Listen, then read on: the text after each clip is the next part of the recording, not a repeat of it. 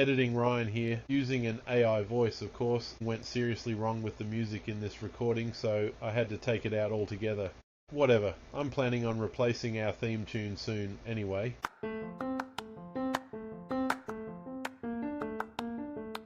Welcome to the Chill Zone.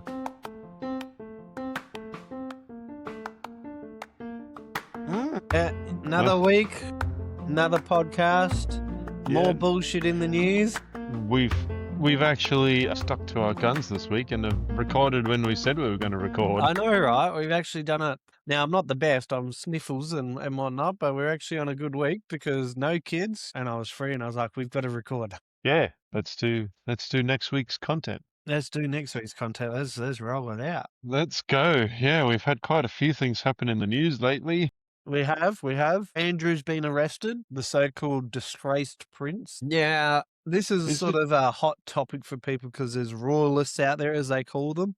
Is it really disgraceful if we all knew he was a fucking sleaze anyway? Well, that's the thing. We all knew he was a sleaze. Now it's up to the courts to prove that he's a sleaze. We know he is because the evidence is there. A woman's already killed herself over it. Now he's just basically trying to deny it to save face of the royals. You know, because if he's charged with it, I dare say his brother's going to disown him. They're going to fully kick him out, cut him off. He's going to have no money. He's not even going to have the family heritage of being a royal anymore. And he's your typical bloke that would go out there and extort the system just because he can, because he's got power. He had power, he thought he had immunity, and he was like, fuck it, I'll do what I want, when I want, and you'll say you will jump as high as I want you to jump, basically.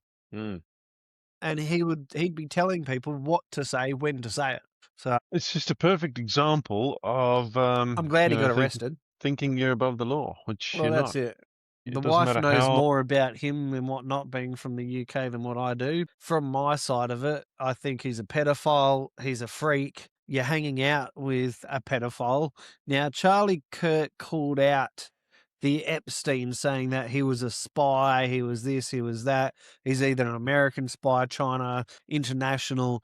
And it was released recently that he was, in fact, a spy for America. Epstein. Yeah, Epstein. And he was using his position to gather documentation and leverage over all the superpowers in the world for when it was needed. Charlie Kirk called it out, and then it's recently come out that that's what's happened. And if you just look at the Epstein files, it's the perfect example of who was on the list. You know, you've got everyone mixed up in it.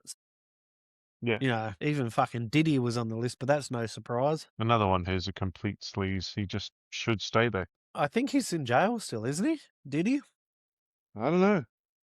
He's been charged and he was sentenced. I don't know if he's out of jail or whether he's still in jail. Pretty sure he's one of those people that's like R. Kelly, where everyone knew he was a creep, but... And that's what I mean. These celebrities get this so-called power in their heads, thinking that they're untouchable. No one's going to believe you because I'm the power and you're a nobody. Who are they going to believe? And what these celebrities now need to realize is this is 2026. The tables have turned where you thought you had immunity. You can be the biggest celebrity in the world, but if someone says, hey, you raped me, you better believe the police are going to take it seriously. They will come for you. You're no longer protected by immunity. You're no longer protected by the I'm a celebrity, they're talking shit clause. It will be investigated and your ass will get dragged before a court. And you will have to defend it. Because who gives these people their power? We do. And we can take it away. We can take it away too. Exactly. Same thing with Ryan Reynolds and the way he started carrying on. He got cancelled fucking quick smart. Oh, yeah. 100%. Yeah. He got his ass handed to him. So, I'm having a drink. No, that's okay. Yeah, Ryan Reynolds he was one of the best actors that you could. And then obviously with all the drama and the bullshit and the I'm better than you crap, it was very soon realized that you're going to get pegged down just a bit. So, and that's what happens. So, you know, when you start getting this so-called power trip. And what a lot of these people tend to forget is that once one thing comes to light, all the skeletons come out of the... Yeah, 100%. Because that's when we start looking into everything. Yeah. And it's been the same with Diddy, it's been the same with Epstein, it's been the same with Donald Trump, it's been the same with Prince Andrew, everything. These people all think they're untouchable until they're not. Yeah, it's what was it? His downfalls from just a lack of good movies, isn't it? It's just when your attitude turns to shit.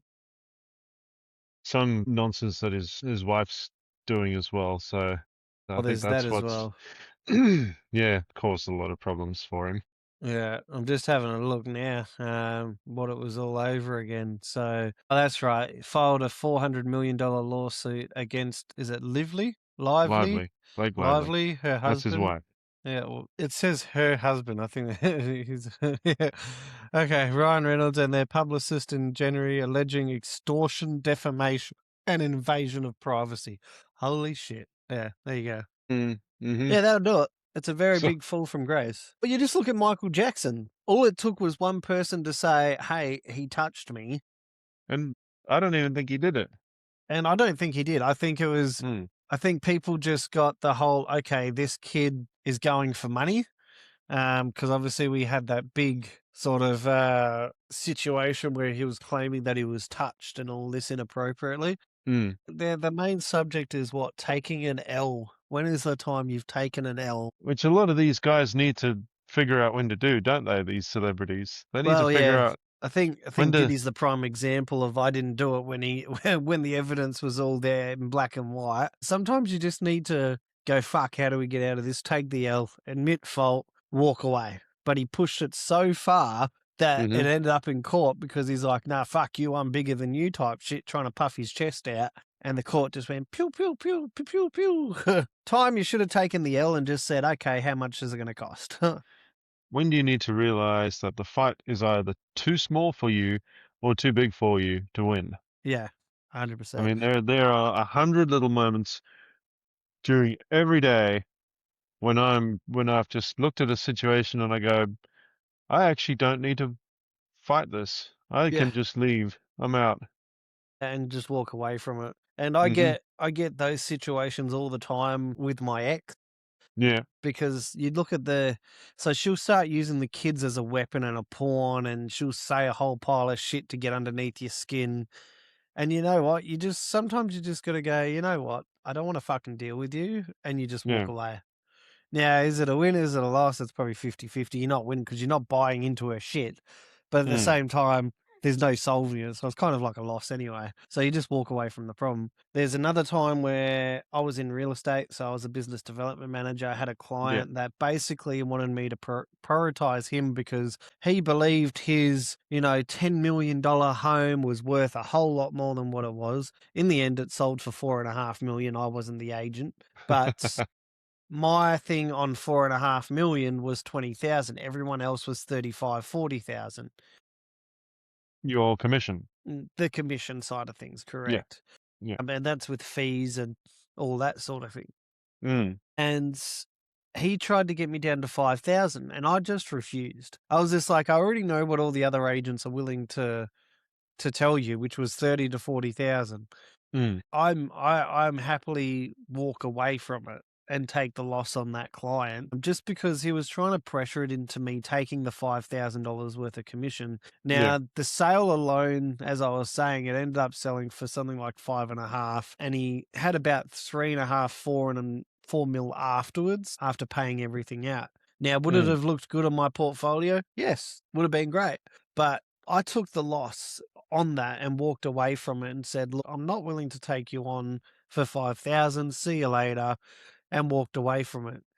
Walking away from that situation was fine because I took on other clients where I was selling houses around 350, 400,000 and still getting 10, 15,000 commission. Yeah. So my commission for 20,000 on his house was a fucking brilliant deal. It was That would have been a like what phenomenal deal. 0.2% or something like that. Exactly. So Or it wasn't two even, percent. Exactly Sorry. right. And it wasn't even worth my time and effort that you put into it. Mm, There's a lot of time and effort that goes into sales, like house opens and, getting stuff online, photographers, photos, making sure everything's correct, color scheming, setting the mm, house up, making sure it's photogenic for the photos for online. And there's a lot of things that go into it that people forget. Now, obviously, mm, I mm. dropped him, but I had another client that came along that had a $3 million house that said, look, I heard what happened. I'm willing to give you 20 grand anyway, and I said, well, no, because you're in this bracket, this is what the set commission is. It's like 16,500 or whatever it was. Yeah. And he said, Yeah. no, I'm giving you 20. And that was it. I was like, you know what? I signed this bit of paper to waiver it, to say, yep, you're willing to pay the extra. And I ended up with a long life client because not only did I get the sale, I got 13 other rental properties off him from that sale because I sold it quick. In a sense, I lost one client but gained a W with another. Well, yeah, exactly. You had time to pick up a win somewhere else. I had time and I didn't have to stress myself out. As it is, real estate's already stressful as it is. It's not a game for the light-hearted, put it that way. It is very much a field where it takes time, it takes effort, it's 24/7. I was dealing with not just sales, but rentals. And when you've got tenants that are just hard to deal with, and there's a lot of them, Yeah. it takes up a lot of time. I don't get So why people have to act like that. well, It's that's it. It's there's no need for it. We're just there to do a job and we do mm, it the best we can. But sometimes people just think their houses are worth more or they just got that sense of entitlement. And that's I where we're was talking getting about at with the renters. yeah, I even don't yeah. Well, people have to it's the renters as well. There's a lot of renters out there mm, that have got this self-entitlement, thinking that I'm more important than this person. But in this modern age, we can just fuck you off as a tenant and get somebody else in next week because there is mm, plenty of people looking for rentals right now that you're yeah, so easily replaceable. Um, it's no longer a tenant market where they can, play the field and, oh, is this owner going to be able to fulfill this rental? Now we yeah, don't have rentals on the market, enough rentals on the market where people are like, fuck yeah, let's grab it, because the rentals that are on the market are well and truly without price range. People can't mm, afford them right now. $350 a week house is now like $650, $700 a week. And it's like your yeah, house is worth $350 best per week, but it's a rundown piece of shit and they're still wanting like $550, $600. And you're just like, the people got no yeah. choice. You've got to pay it. People Because need a place to the live. neighbor's house is getting that, Well, that's but it. the neighbor's house is also a nice new house, Yeah, well, that's the other things. and it's well We maintained. we built this house, and in total, I think we had something like 400 and what was the total? Yeah, like in total. Yes, for the house and the build and the land, 145,000, and we put 200,000 down. Yeah, We now only owe 405,000 or 402,000 on the house, but the house itself is worth 850,000. If we were to yeah, go to market right now, 850. The one around the corner, no solar mm, panels, no backyard, just dirt, 750. yeah, yeah, This one's got an off-grid solar system. The backyard's complete. Everything inside is more unique than a standard house. The bathroom itself is set up so you can push a wheelchair in there and sit on a mm, bench. mm, Like, I've thought about the after effect of what am I going, like, if we have to sell, who can this appeal to? So now it appeals to people like me and you, but it also appeals to an older generation that might need that ledge. So yeah, then I've opened the market up further so that there's options. It's got side access down the side of the house. Again, another thought. The taps have got filtered systems in there. So there's mm. all these little things that make a house worth a lot more money. It's the little things. So people just got to remember Well, that when you're looking at a house. it's also the fact that you might be staying there for the next 30 years, and by the time That's it. that time rolls around, you're going to be needing all that stuff anyway, Well, that's it. By the time I go into because retirement, I'm you going to need will all of be that. that older generation. That's it. Exactly right. Going to need It'll be all the that. same with me. Eventually, we will buy something and build. And build, that's it. Another time that It's I took an L as well, and I only mm, just thought of this, was so I had two companies fighting for me. And basically, it came down to money, yeah, realistically. So one job was a water cart operator's job, and one was a Moxie operator job. One was 55 an hour. The other one was 59 to 60 an hour. Yeah. Night shift was 65. So day shift 60, night shift 65. Mm. And basically they started around $45 an hour. Now I know what my worth is. And I kept turning him down. I kept saying to the water cart operator, I was just like, well, no, this is what it is at this company. And they're going Yeah. backwards and forwards for some time because they both wanted me. In the end, I basically wanted to sit in the water cart. So I said to the Moxie job, I was just like, look, you know what? You pay more, but the other company is now coming up. I ended up getting the company that was charging 45 to come up to 55, Yeah. which is where I don't leave Perth for less than 50. So automatically I was already telling the water cart company, no, I'm not leaving Yeah. Perth for $45 an hour. It's just not happening. Absolutely. So I told him, You don't look, want to be that far from 55 day home for shift, next and to if there nothing. was night shift, 60, and then you've got me. Otherwise, I'll go to the other company, sit in a Moxie and do it for 60 day shift, 65 night Yeah. shift, Yeah. which I know there was guaranteed night shift. Now, when you work out the math, the night shift for $5 an extra an hour, it ends up going in taxes. So it doesn't really pay at all. So that's why I went into work health safety. And when I went into work health safety, fuck me, how many doors have opened up that I've had to turn down has just been ridiculous. The last water cart job that I took for FIFO, my water cart job was that the water cart itself wasn't doing what it was required to do, which it's meant to penetrate the ground, soak the Yeah. ground, and Yeah. you can then do the rest of the mine site with your water cart. Well, my 8-wheeler broke down. The sprays just the compressor or something in the compression side stopped working. So I had to go back to the workshop up in Newman. There, and what was coming back was just your standard 6-wheel water cart. And I was thinking, well, that's fine. Bring the 6-wheeler out. That'll do the job as well. Well, they brought the 6-wheeler out, and believe it or not, there was the same issue that we had with the 8-wheeler, the 6-wheeler had. So when you were spraying water on the ground, because it's so hot out in the outback, and I was at Area C. Now, Area C is known for high winds, dries out really fast, really dusty, and you've got to fucking spray that water. It's got to piss out. Otherwise, that's it. Well, I basically told the boss, well, this truck's not doing the job, and I'm fed up with it. It makes me look like shit because I'm spitting water out, and by the time I've gone and refilled the tank, I can't go to a new area because I've got to go back to the same area because it's dried out. Now, with the 8-wheeler, I could do the entire site, come back to that same spot, refuel, and start all over again, and it would still be wet. That I would then change direction and go the opposite way. So then you get it from both ways. The 6-wheeler, I couldn't do that. I was having to go from standpipe to the same spot, standpipe, same spot, standpipe, same spot, and it just couldn't happen. I've called the boss and said, this 6-wheeler is not doing the job. You need to fuck it off, get it fixed, whatever the case is. Yeah. And he basically turned around to me and said, oh, no, it can do the job.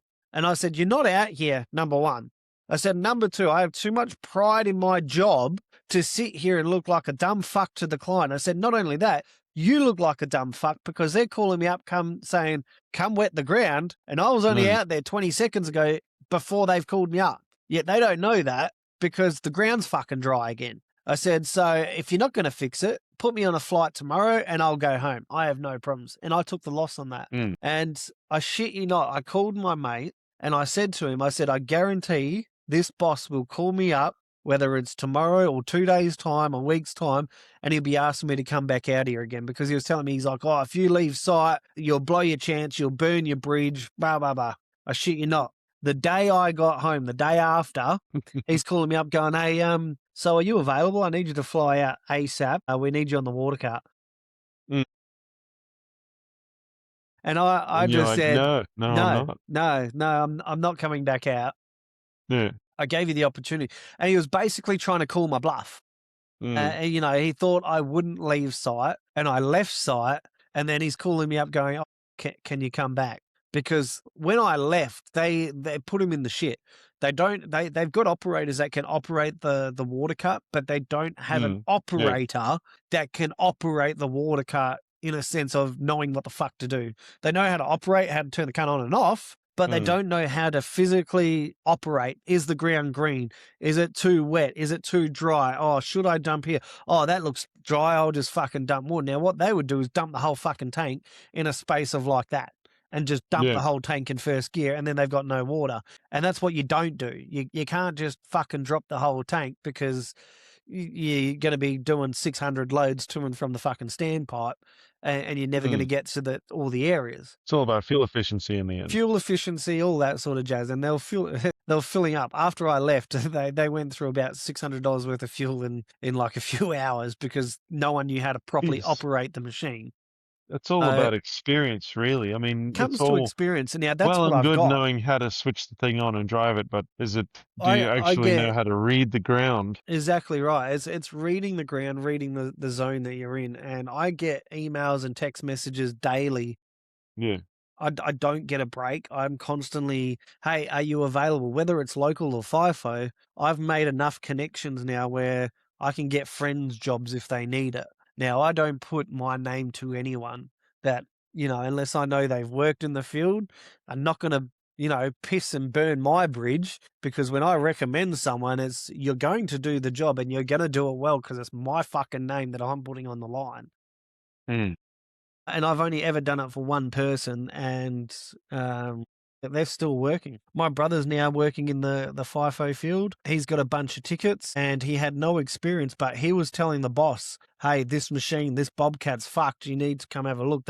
They've wrecked the shit out of it. It needs to be tagged out. It's unsafe. Yeah. And when they've gone and looked at it, there was fucking bolts missing. There was like where the oil pan is, there was fucking nuts missing out of that, so it was constantly on a slow leak.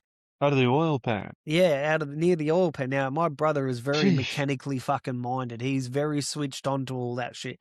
Fixes cars, trucks, bobcats, loaders, knows all that shit. Brendan's the same. He knows how to fix basically anything or do anything. Yeah. And he'll be telling the boss, look, you just need to spend $2,500. There's no way out of it. You buy cheap. We're going to be talking about this in 3 weeks' time. And I'm going to be saying, I told you so. And then you're going to go, fuck, I should have listened to you the first time. Yeah. So there's times where, even as a boss, you've got to take an L and bite the bullet and go, yeah, fuck it.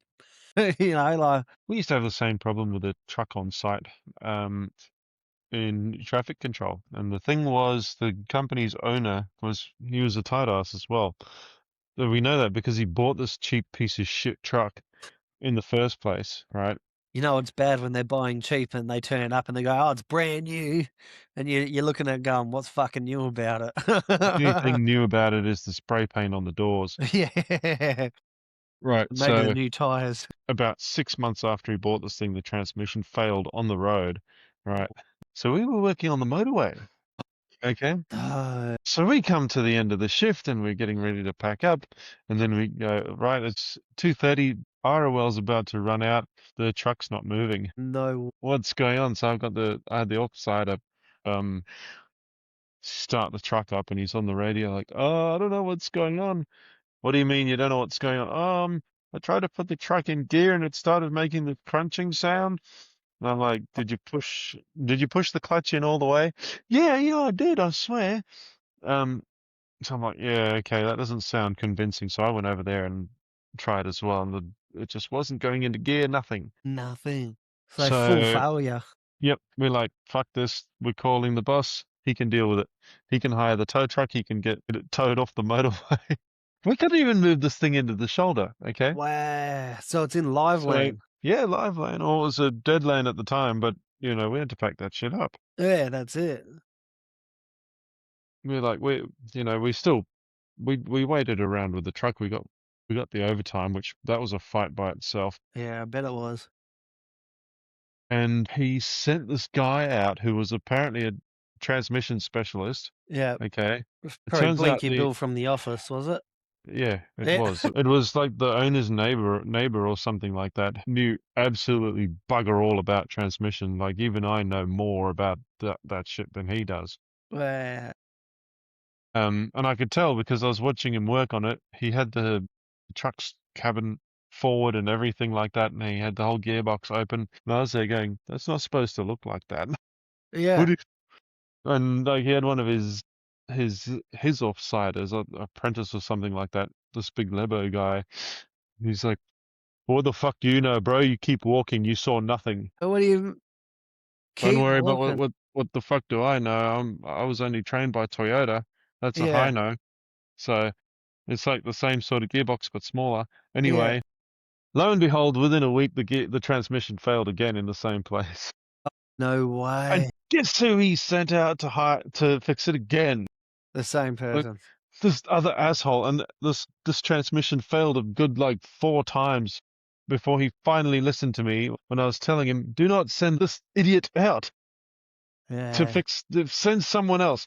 Oh no, but this guy's good. He's pretty cheap, and I'm like, he's not good, obviously, because he's cheap, yeah, not good. Yeah, he's cheap. He's not good. And then I take it he needed a new truck, or did they eventually buy a whole new transmission? They never got the new truck. That the new truck never turned up. Of course it didn't. I quit that job, and for about a year after that, until the project ended, because I was living near site, Yeah, I could still see that same truck no going up way. and down the road. Yeah, nah.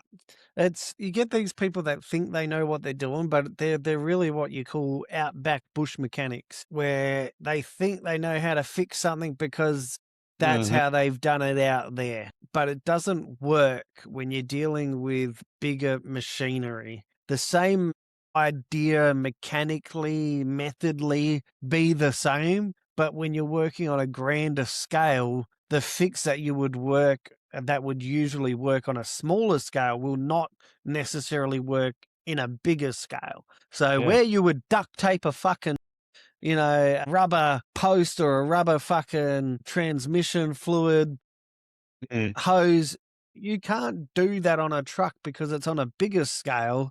It's more pressure. And if you're just duct taping a problem, that shit's going to break on a truck in about 2 seconds because of the fluid and the heat. It's not like a normal car. I've got to say though, on my old Ute, the old bush mechanics worked pretty well. I had an exhaust leak fixed by 2 hose clamps in a beer can for months on that thing. Yeah. So you can, there's on a smaller scale, it works.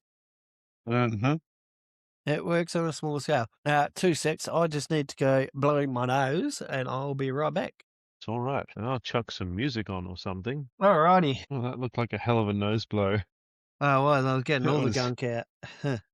nice, It's nice. it's one of those colds where I beat it. So I was Uh-huh, stuffing uh-huh. myself full of medication and antibiotics before like I could actually start to feel it. And I thought, oh, I'm getting what they've got. So I'm gonna get ahead of the curve, and I did, but Yeah, still got the infection. So the infection's there, but not as bad. There we go. fair enough, fair enough. Well, that's right. You were a bit sick last week, weren't you? Yeah, I was coming down with it slowly and I was a bit iffy then, but now I've come down with full blown congestion. Coming down with it too. I was. I've just been so tired lately. It gets to a point where it's flu season and you're just like, fuck, I'll just not go out because I know it's flu season? And then you're like, yeah, nah, fuck it. Roll the dice. And you're like, yeah, probably shouldn't have gone out. Might not be the brightest idea. Well, that's it. Well, we went out to the monster trucks a few weeks ago when they were here. Mm. Monster Trucks Unleashed. Yep. I got to say, there was nothing unleashed about it. No big jumps, sort of tricks or flips or anything. It was just basically jumping over bike jumps Yeah. and then going, man, you fucking serious? Like, we paid for this shit? Like, the fuck is this? Could go to the local skate park and see this crap. You go to any derby night and it's more fucking entertaining than what that was. Now, these monster trucks that travel from America to do fucking tricks and flips, and they're Yeah. just sitting here jumping over little fucking bike jumps. And we're like, what the fuck is this? There was no up on 2 wheels. There was none of that shit. Fireworks or anything like that either? Fireworks at the end, but it pissed down with rain at the start, to which we had forgotten our jumpers in the car. Now, to go out, we were told, oh, you'd have to reline up. Now, the line at 7 o'clock was still near the car park. So the line was like, man. Still Oh, by 7 o'clock. This thing started at 6. So they're an hour into the show almost, and there's still people outside fucking waiting to get in. So they're having to like Sounds like they hold didn't off miss and much. hold off and hold off. But it ended up bucketing down. We got absolutely soaked, and we thought, oh no, only rained for like 10, 15 minutes. We'll be fine. No, we all got sick from it. But that's something else I've been finding lately in the last couple of years, maybe since just before the pandemic. All those sort of productions, like they used to show, for example, that sort of monster truck thing, any Yeah. local rodeos, they used to be really good, right? Like you go there, there'd be heaps of rides, there'd be shit to do. The actual show itself would be fucking fantastic. Like no matter where you went, there'd be much better stunts, fireworks, all that sort of thing. Even New Year's Eve, say the New Year's Eve shows that they put on now are just fucking sad. They're weak. Yeah, it's There's nothing pathetic to with them. what gets put on, that's for sure. Like back when Channel 10, I don't know if you remember, but when Channel 10 used to host the Sydney New Year's Eve, Yeah, what happened with that? they were I think they just didn't want to do it anymore, or they lost the contracts. Yeah, But they used to put on a fucking good show because they had a bit of money. yeah, And then the ABC took over around COVID time and just fucking killed it. yeah. Not in a good way, killed it in a bad way. That's the other thing that came up in my news feed the other day as well. Mm, Apparently, Rockingham, which is just down the road from Mandurah, mm, is getting a $9.5 billion makeover. And everyone's like, oh, yeah, this is great. This is fantastic. My comment, which basically shattered their whole fucking, I was just like, so when the council rate rises everybody for their $9.5 billion, state yep, federal investment, the council's going to raise their rates even though they had no fucking input to it and go, oh, well, we'll just raise everyone's rates now because it's like Hillary's. Now, Hillary's is like your posh area. So I put a comment on there saying, so the council's going to raise our rates and we're going to be able to afford it, are we? And everyone just went, yeah, exactly. Then all of a sudden people are going, actually, yeah, if we get this, our rates are going to go through the fucking roof. And it's like, well, when we don't get good shit in our area for nothing, like our council will look, they'll go plant a fucking tree and they'll say they improved the area, fucking raise the rates fucking $5 more because they planted a fucking tree. But that's just the thing, right? Things are getting much more expensive. Like I said before, these shows and stuff that they're putting on, they're getting much more expensive. You go to one of these things and you try and buy the food, for example. Fucking forget about it. $40 for a chip on a stick, basically. Pretty much. Or the rides. They want to charge $1 for a ride ticket, but then they're like, no, this ride costs 15. Yeah. You fucking kidding me? This ride used to cost one ticket, Yeah. 5 to 6 years ago. Same thing with the council, but everything's getting a lot more expensive, but the actual quality that's going into it is next to Is nothing.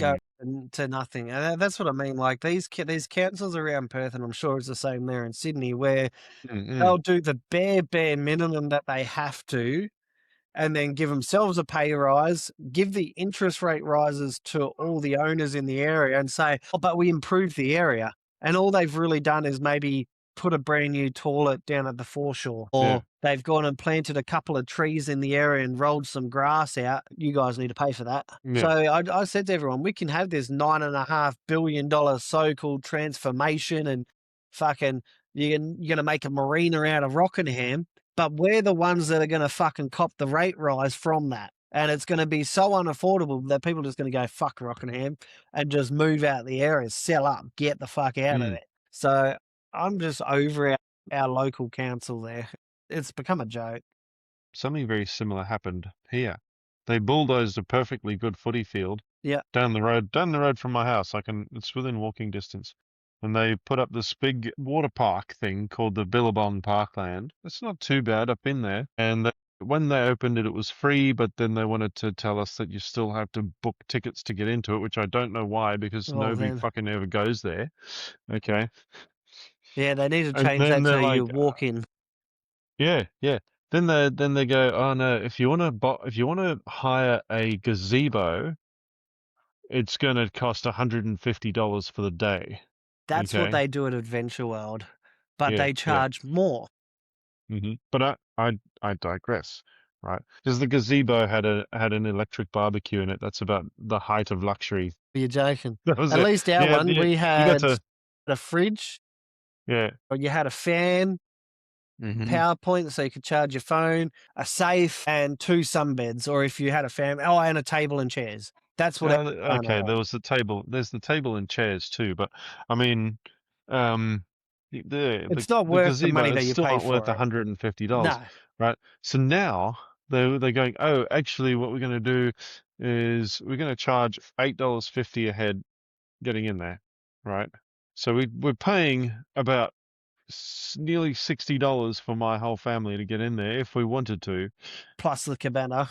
Plus, if we were to hire the And I'm sure if you wanted VIP tickets for the rides as well, if you've got the VIP pass, that's probably extra cost. I think we should use the word rides in inverted commas. It's got Yeah. a few water slides Oh, no. and maybe like 2 pools. Yeah, see, Adventure World here, they made the cabanas, which is a roughly Mm-hmm. $200+ a cabana. But then you've got to pay entry on top. So that's just the Mm-hmm. Mm-hmm. cabana on top. Yeah. Now you've got to pay for entry. Now alone, you don't have concession card or a companion card. Number one, they don't do concession, but they do accept companion, so a bit cheaper for me now. Mm-hmm. But you can buy the entry plus VIP entry. So your VIP entry means that you can skip the line at very busy rides. So the roller coaster, for instance, would usually have a massive fucking line. But if you've got a VIP thing on your wrist, there's no waiting for you. You just join the VIP line, which is a hell of a lot shorter, but you'll pay an extra $80 on top of all of that for the luxury of having VIP wristband. So you pay your entry, you pay your cabana, and then Mm-hmm. you pay for VIP on top of your entry. So 60 Yeah. bucks a head for a person, plus your VIP, you're looking at roughly $100 to $150 for that one person to go in under VIP, plus your cabana on top. It's an easy $400-$500. Now, when I took the wife, the kids to Adventure World, it cost us $600 before we even entered the gate. Yeah, it's Before so we'd been on any ridiculous rides, now it was $600. how much it is just to go for a simple day of entertainment now. I know. It's ridiculous. So we go ice skating. That's $100. You go to the zoo now. I buy every year. I get the zoo passes because you might go to the zoo 10 times in the year and it works out cheaper. $50 per person entry. Next year's one, I will have to buy one less ticket, so I save myself $50, but I'll still have to buy one adult plus a companion to go to the zoo with me anyway. But the kid's still going to be costly, but it's still, $150 out of pocket just to do that alone.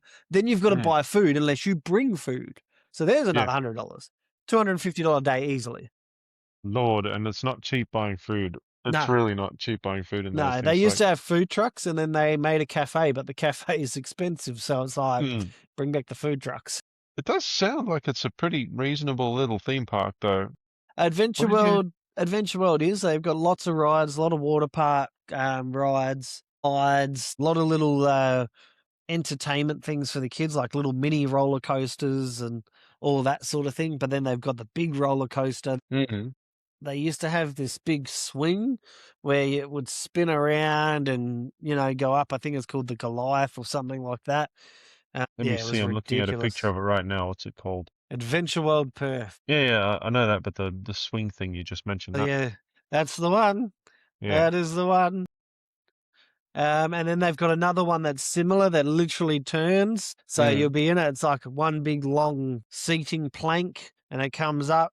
You were right. That is called the Goliath. Yeah, there you go. The Goliath. Yeah. It is ridiculous. It is. And for the price that you pay to get in there, it is, it's worth it in a sense if you've got the money. Yeah. But if you don't have the money, then it's certainly not worth it. Well, again, that's just the thing. Like when I was a teenager, I used to ask my stepfather to take us to places like Luna Park, right? Luna Park used to be really good. I remember visiting that when I was in Sydney, but then, Used to be. yeah, it used to be good. But then when I went there, everything was so expensive. Yeah, exactly. I don't know, it's just not worth it anymore. They still doing show bags and all that? Nope. Well, actually, No, didn't it close they down? do. It got closed down for a little while, I think, but it's going now. But I hate to sound picky, but it's so old now. Yeah. Oh, yeah. It was old when I was there. So when I came and visited, I was like, oh, yeah, Luna Park, that'll be sick. And And I it's had a mate that small paid for too. it. And yeah, they had like a ghost house where you could go in, but nothing was scary about it. But it was so expensive. It's almost like a small town carnival, but it's Yeah. there Yeah. forever. Yeah, and But there wasn't many people there. Like it just felt like a homeless shelter, sort of derelict American sort of dark alleyway type shit. yeah, and it's kind of, even though it's on the Sydney Harbour, it's kind of like tucked away. Well, yeah, it's literally sits right there. It's got the best sort of area, but then I think whoever owns it isn't making money from it, so they haven't Mm. really invested in. Well, that's because they haven't updated it in any real way, have they? But my point is, I quite often used to just go to my stepfather and say, "Hey, can I have some money to go to Luna Park today?" And sure, he'd give me a couple of bucks, and that'd be plenty, right? That'd be plenty. I'd catch the train, I'd go into the theme park, I'd go on a couple of rides, whatever, and then come back home. Now, if my kids are like, "Dad, can we go to Luna Park for the day?" I'll be like, "No, that's like 3/4 of my week's wage right there. Not a chance." No We're chance. not going. I cannot afford the tickets to get in. I cannot afford the food. I can't afford the ride fare. Speaking of it, I wonder how much Australia Zoo is for entry. Because Australia Zoo's not that far from you, is it? It is. Is it? It's in Queensland.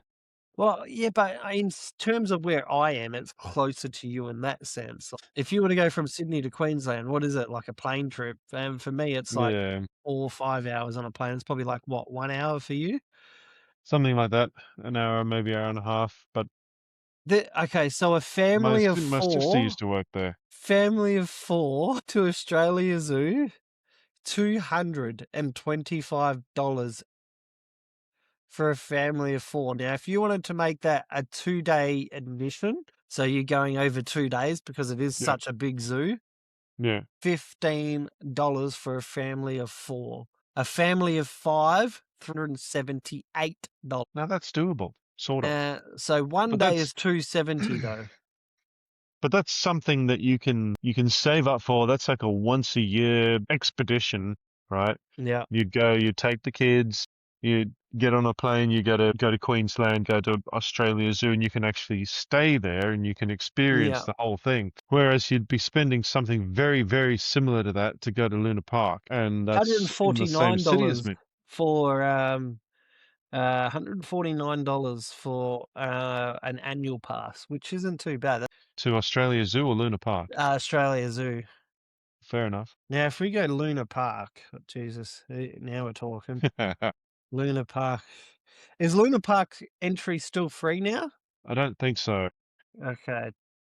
New Zoo. Oh, yeah. Annual pass for Luna Park. Da, da, da, da.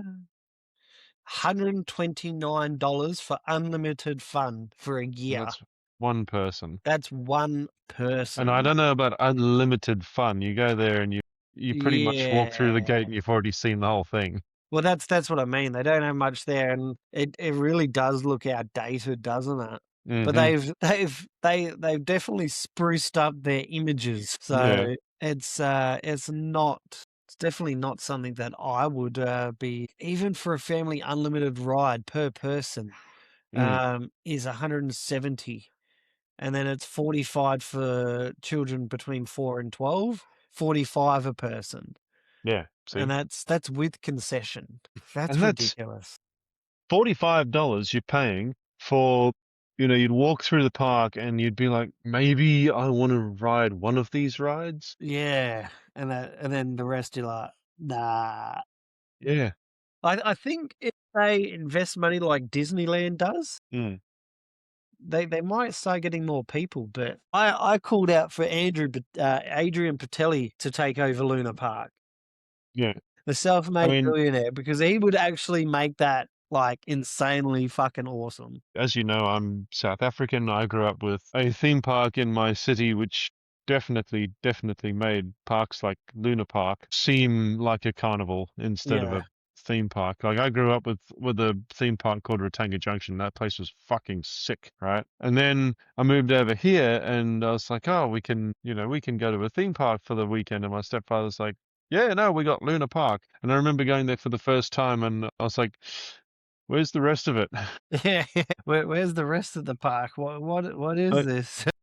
Have we already reached the end? Well, that's what I mean. It's like I think a lot of money has gone into it, but in the wrong places. And whoever owned it, obviously, it's changed hands now, and they've brought it back to life a little bit. But even the prices, it's still ridiculous. Like I still wouldn't be paying that kind of price to walk in. Ratango was big enough that if you wanted to go from one ride to the other, you actually had to get on a little train. That's it. Now, I want to just quickly go completely off topic. Yeah. While we've only got 10 minutes left, I'm sure you've seen this, a massive mess, and I've posted quite a bit about this on Facebook.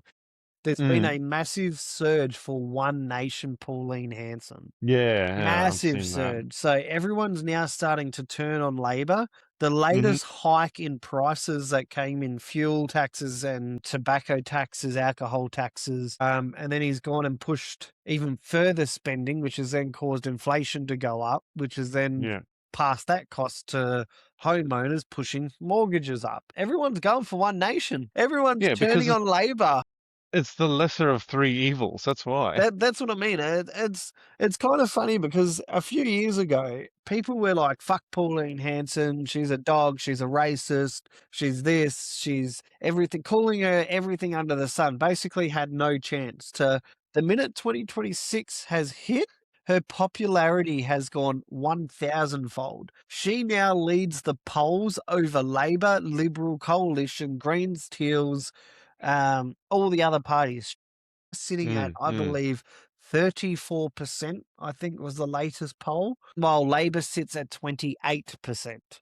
So if we Yeah. were to go to an election right now, Pauline Hanson would have the numbers to lead that election. Now, people are like, oh, 96 seats, Labor. Fuck your 96 seats. Okay, Pauline Hanson does not need 96 seats to form government. She Yeah. needs enough people to vote for her that the 96 seats are not going to matter, that they will Hmm. have to come to Pauline Hanson to get anything passed because she'll be the leader. Now, she might not be able to pass any of her legislation, but she can also turn down their legislation and say, fuck off, I'm the Prime Minister. They will be forced to have to do a deal with They got to kiss the Pauline ring. Hanson. Yep, they'll be forced to kiss the ring to say, kiss this. I'm not doing a deal with you until you come and meet some of my negotiations. And they Yeah. will have to negotiate with Pauline Hanson. That's all we need. We need enough seats where Pauline Hanson tips the majority to have a hang parliament. Now, if we can hang parliament, fuck, Pauline wins. End of. Hmm. Anthony Albanese wasn't liked from the get-go because he was voted in on preference. So 34%, which is, it should have been back to the voting polls. Okay, only got 34%, but we don't have that in Australia. We don't get that luxury. No. They then get to do in-house deals called preference votes. So then your preference votes now go towards Labor because no one knows how to fucking vote properly. So when they vote, oh, I'm voting for the fucking Teals. Well, the Teals go, well, we're going to preference fucking Labor. Or I'm going to vote for the Greens. And the Greens have gone, well, fuck it, I'm going to preference Labor. So all the votes that went to the Greens then go to Labor. That's how preference votes work. So whatever party makes the best deal with Labor at the time, that's where their preference votes goes, which Labor does that all the time. Yeah. But people have now woken up that every time Anthony Albanese's lips are moving, he's talking shit. Every time he opens his mouth, he's just talking shit. And he's been called out so many times on the bullshit that comes out of his mouth by Pauline Hanson, by fucking news reporters, and people are starting to wake up to every time he talks, he's lying. And he sat there and told the Australian people, I will never bullshit you. Where's our cost of living? Where's our $245 that you told us we were going to get? Where's our reduced in cost of living? Where's our reduced cost in electricity? Electricity is 40% up since Labor came into power. Don't I And know they're it? trying to blame the Liberals and say, oh, that's the Liberals' fault. And yet all the Always playing the Australians are opposite going party. deflection, deflection, deflection. Every time there's an issue, Mhm. he's saying Liberals caused this. Liberals were the problem. And now he's starting, because Pauline Hanson's starting to get, movement and starting to overtaking the polls, he's now going, oh, it's Pauline Hanson's fault. And people are like, well, hang on. Pauline Hanson's never been in power.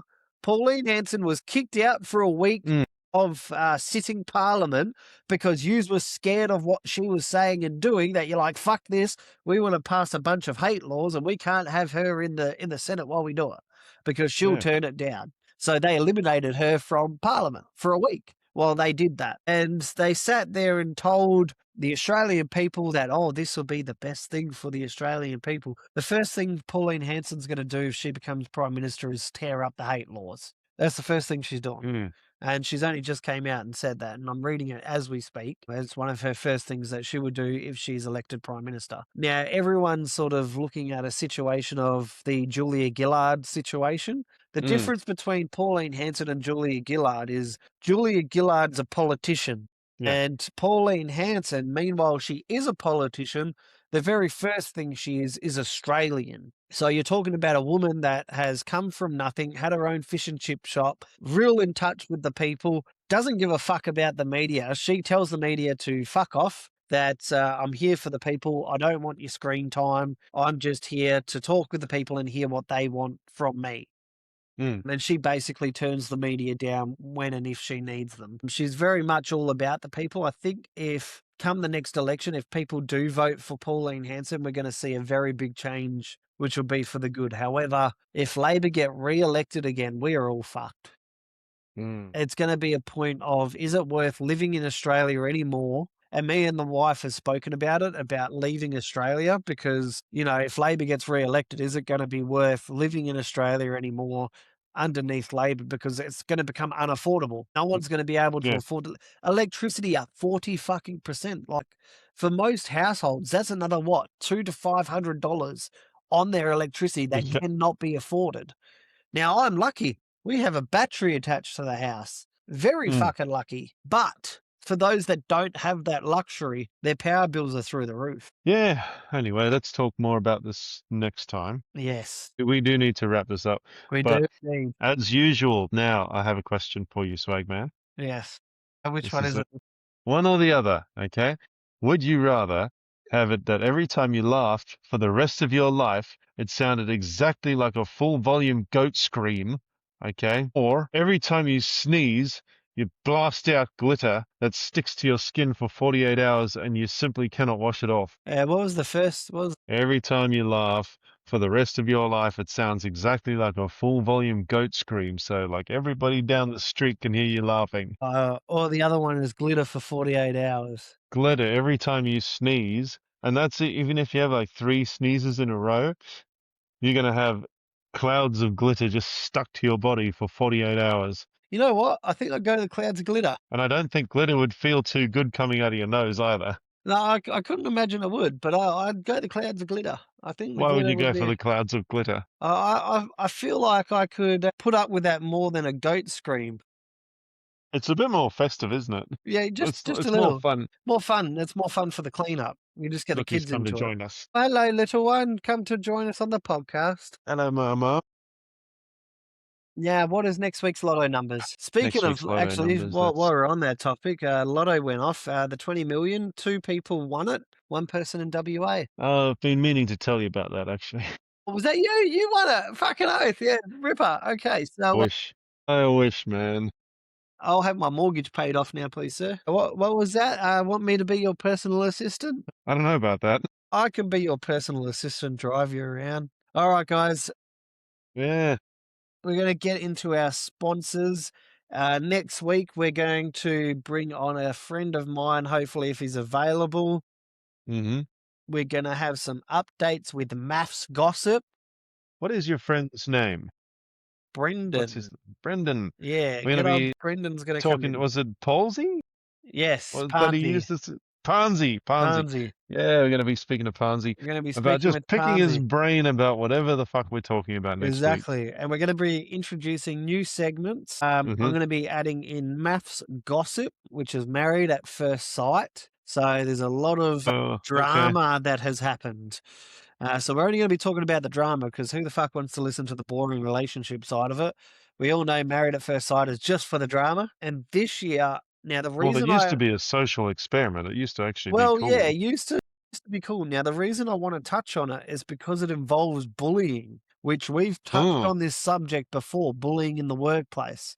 So, and this is the same situation, bullying, but on a national scale. And when is it the right time to stand up and say, hey, this isn't right?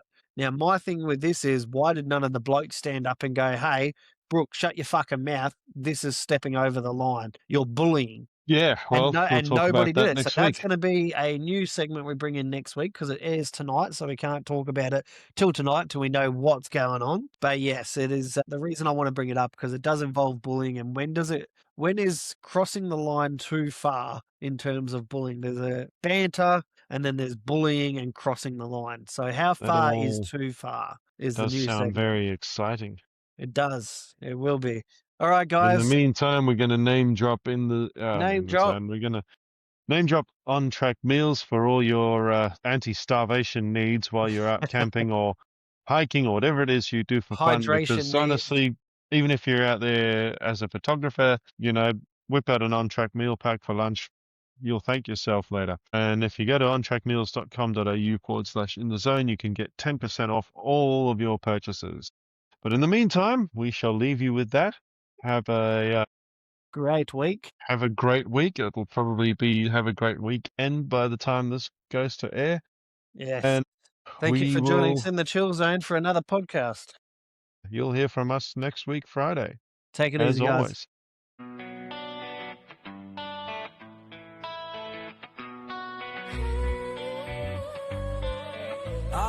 Yeah. Here's a little story about traffic control, and I can probably speak for us all. We all hate doing shuttle flow, otherwise known as stop slow. We'd rather do a lateral shift, or even better, a contra flow, a road closure, detour, speed restrict, and shadow. Anything but that bloody stop slow. Slow and stop with a lollipop. Stop and slow, now you can go. Slow and stop with a lollipop. Stop and slow, now you can go. Slow and stop with a lollipop. Stop and slow, now you can go. Slow and stop with a lollipop. Stop and slow, now you can go. Cyclists in Lycra on approach, hold them all up, don't let them breach. If they don't stop, put your back through the spokes. Yeah. Slow and stop with a lollipop. Stop and slow, now you can go. Slow and stop with a lollipop. Stop and slow, now you can go. Slow and stop with a lollipop. Stop and slow, now you can go.